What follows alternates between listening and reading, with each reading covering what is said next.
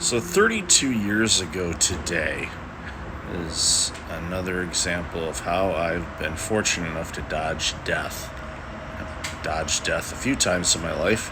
Thankful that I've dodged all of those attempts so far. No, don't worry.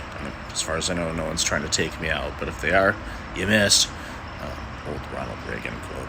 But anyway, and oh, by the way, behind me you see birthday mother Puppers. Dog just recently had a birthday. Happy birthday. He's spoiled, although he claims he's not.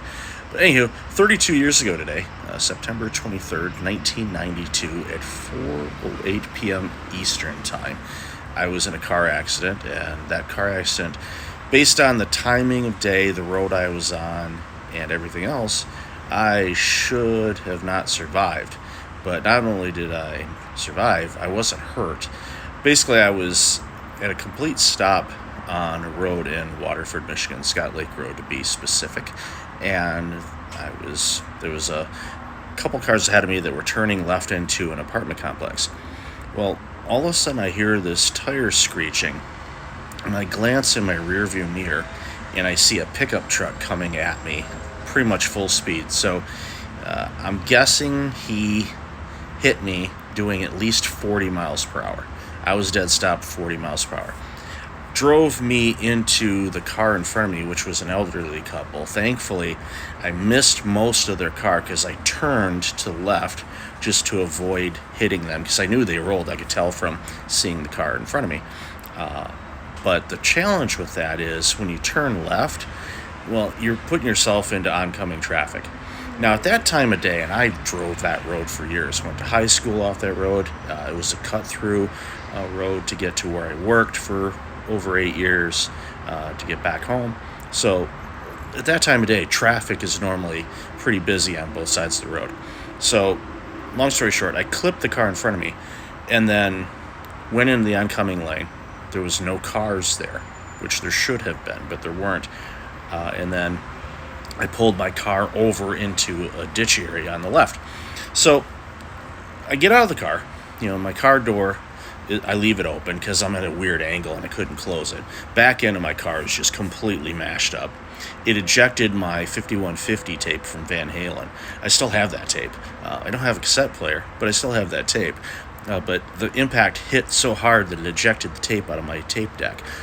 So needless to say, it was a pretty big impact. So I get out. I walk over. I check on the elderly couple first to see how they were. They were shaken up, but I don't think they were hurt. The gentleman in front of me, behind me that hit me, was a company vehicle for a paint company that ironically was right by this bike path that I used to ride as a kid when I had a bike. So it was kind of ironic that it was a neighborhood type of company. So waiting there for a few minutes, ambulance shows up. They're checking people out, and I see one of the ambulance techs over by my car looking around and kind of confused.